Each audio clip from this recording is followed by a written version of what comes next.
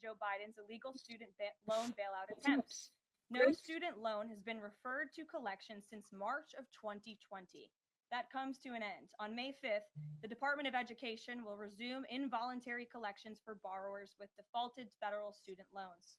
The student loan portfolio controlled by the federal government is nearly $1.6 trillion, but fewer than 4 out of 10 borrowers are in repayment. This is unsustainable, unfair, and a huge liability for American taxpayers. Debt cannot be wiped away. It just ends up getting transferred to others. So why should Americans who didn't go to college or went to college and responsibly paid back their loans pay for the student loans of other Americans? The Trump administration will never force taxpayers to pay student loan debts that don't belong to them. Student loan borrowers need clarity, and we're finally giving it to them.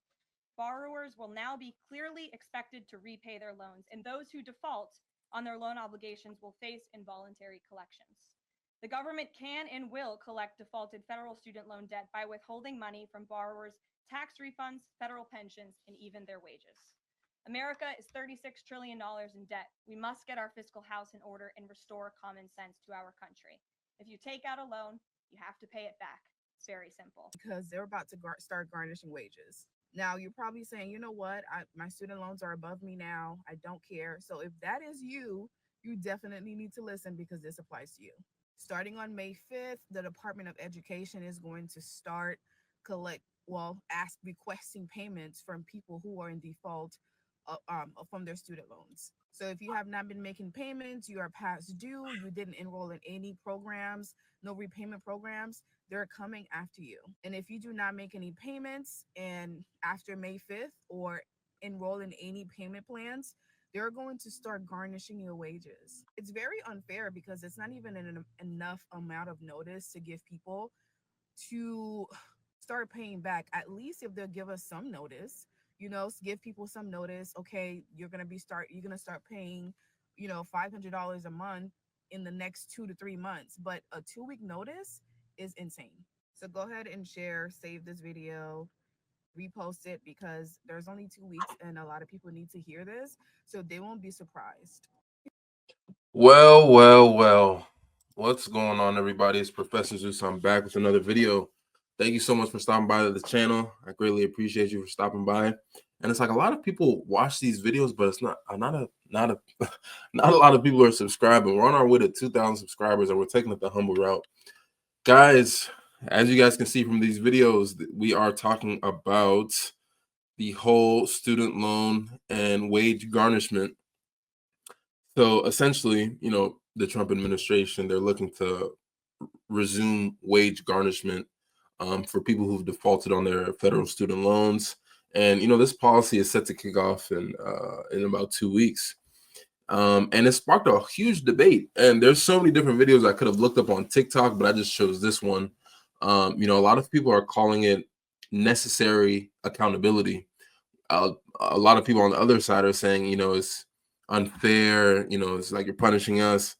We're going to try to break it down from all angles. We're going to look at the policy itself. It's shifting from the Department of Education's responsibility to the Small Business Administration's responsibility. The context since March 2020, when the pandemic was going on, and the fairness of expecting repayment. So, sit back, relax. Professor Zeus is going to try to break it all down. So, April 21st, the Trump administration, they announced that starting May 5th, the government will resume collecting on defaulted federal student loans through the Treasury Offset Program. All right. And this program essentially can withhold, refunds, Social Security benefits, and even garnish up to 15% of a borrower's wages. So notices for wage garnishments will, start to go out very soon. And, this affects about 5.3 million borrowers who are currently in default for their federal student loans, right? Meaning that they haven't made a payment on their student loans for about 270 days plus, right? And another 4 million who are late and could soon default on their loans. Now, that's nearly a quarter of the 1.6 trillion federal student loan portfolio. And, Education Secretary Linda McMahon, she says that this essentially protects taxpayers from being responsible for the bill of people who took on these loans. And she made an emphasis on willingly undertook these loans. Like nobody put a gun to their head, nobody forced them to do it, but this is what they did. But a lot of people are arguing that this is pretty harsh, especially with, the economic uncertainty and, rising costs from the tariffs. You guys can watch all of my previous videos about the tariffs and how I'm telling people to adapt and look at ways that they can be creative when it comes to making money. And obviously it's a fair point, right? Because loans are essentially contracts, and defaulting on these contracts, they have consequences. But is garnishing wages, the best way to handle this, especially for people who are struggling? So where things get interesting, right? President Trump, he announced that, the entire student loan portfolio is moving from the Department of Education to the Small Business Administration headed by Kelly Loeffler. Right. And this shift, which President Trump has called immediate, is part of a broader plan to dismantle the Department of Education. And, the SBA already manages business loans. So, Kelly Loeffler is saying that they're ready to take on the 1.6 trillion portfolio for student loans. But the catch is the SBA is cutting 43% of its workforce. So that's about 2,700 jobs that they're cutting from the SBA, right? So experts like Michael Negron, and he was a former Biden administration official, he's worried that, the SBA is going to lack the expertise to essentially manage 43 million borrowers' accounts, especially with, complex different programs like public service loan forgiveness and different things like that. Now, on the one hand, moving loans, to an agency with loan experience could streamline things along. But on the other hand, a lot of people are arguing that it's a recipe for chaos, right? With a lot of potential errors when it comes to account transfers or delays in customer service because the workforce is getting reduced. Plus, the Higher Education Act of 1965 says the Department of Education is responsible for student loans. So this might even face some legal challenges. And we have to look back during, the pandemic, March 2020.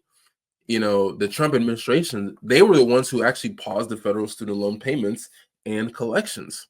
So what essentially that means is that there was no interest. So all the interest on the loans stopped and no loans were being sent to collections. So that essentially means that if you were paying your loans up until that time, you were not paying any interest at all. You were just paying the loan down, like the principal of the loan. Any money that you sent to that loan was bringing the number down, right? And then it was the Biden administration that extended this pause until October 2023 with a grace period ending in October 2024. So that's over 4 years of no payments being required. So a lot of people took this time and just dedicated themselves to, paying their student loan. And, me, I have student loans too, but I don't have federal student loans. I got private student loans. So I wasn't necessarily affected, but obviously I did my best to, pay my student loans down as much as I could. I still got a little bit more ways to go, but, that's just my own situation. You know what I'm saying? Whether or not I like the situation that I'm in when it comes to a student loan, I took it, so I got to pay it back. Right. But, this 4-year grace period, it gave a lot of borrowers a chance to save, pay down the principal, like I said, and stabilize financially, but with 5.3 million borrowers still in default and 4 million more at risk, it's clear, a lot of people didn't or couldn't take advantage of, no interest accrued on these loans. So is it fair to expect repayment now? We can see, again, President Trump is trying to balance the books, right? So they're looking for any ways to, get some money in so they can, balance the books and all those types of things, right? So a lot of the supporters for this policy are saying, yes, borrowers had years to prepare and taxpayers shouldn't be the ones who are responsible for the costs of unpaid loans. But a lot of other people are arguing and trying to point out that the economic recovery has been extremely uneven. So a lot of borrowers are facing, stagnant wages, inflation, and a lot of new financial pressures, right? And you know, it's just really crazy. And the big question is, you know, should borrowers, you know, pay back their loans? And is it fair for some to say that they'll never repay?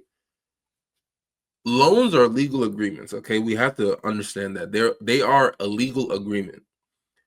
Borrowers are benefiting from education that theoretically boosted, you know, their earning potential, right? So expecting forgiveness or refusing to pay, you essentially shift the burden onto us, because I am a taxpayer, to taxpayers, including those who never took loans. So look at all the people who never took loans.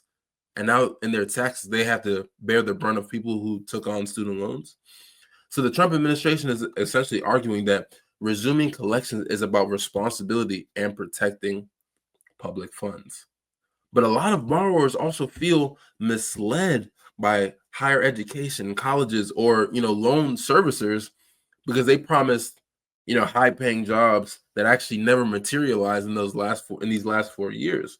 And with tuition costs becoming extremely high and wages like moving flat, a lot of people are arguing that this system is predatory, which to some degree they are, because some people know that they don't really look at the fine print of these things and they just go ahead and sign that dotted line, right? And the Biden administration, you know, they tried, you know, forgiving debt for millions of people, but a lot of the courts were blocking it, leaving some borrowers in limbo. But you will see some borrowers were, you know, forgiven for their loans. I remember that time when that was happening. It was a huge thing on social media. A lot of people were saying like, yo, I just woke up and my loans were forgiven. So refusing to pay can be a protest against a broken system, even though it risks a lot of severe consequences like wage garnishment, right? So obviously both sides have, I understand both sides, right? Contracts matter, but so does fairness in a system where college costs have outpaced inflation for decades. That's what I'm doing right now.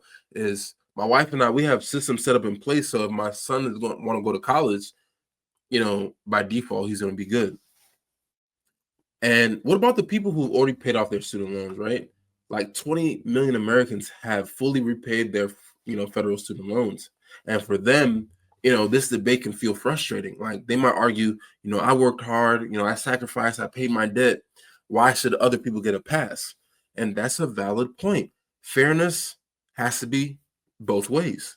Rewarding people who are defaulting on their loans could feel like a slap on the face to those people who play by the rules. You know what I mean? But at the same time, paid off borrowers might empathize with, you know, today's struggles, right? Recognizing that economic conditions and loan terms have worsened, like they haven't gotten better. And some might support reform like lower interest rates or, you know, better repayment options without endorsing blanket forgiveness. And the tension here is obviously real. Do you balance accountability with compassion in a system that's left millions underwater? You know, so where do we land, right? You know, the Trump administration plans to, you know, garnish all these wages and shift the loans to the SBA from the Department of Education. And they're trying to do this to enforce accountability, but it really risks overwhelming borrowers and a downsized agency, right? Because the SBA says they're cutting a whole bunch of jobs. And, you know, the pause since 2020 has given people time, but not everyone can capitalize on that time. Expecting repayment makes sense in theory, but economic realities and a flawed system obviously complicate things. And for those people who paid off their loans, they're reminded that, you know, fairness got to be a two-way street. But let me know what you guys think. Should borrowers repay, or is the system too broken? Drop your thoughts in the comments. Let's keep this conversation going. If you found this breakdown helpful, hit that like button, subscribe, hit that bell notification so you always get notified when I drop a new video. And never forget, it's you and I verse: information, application, execution. Until next time, peace.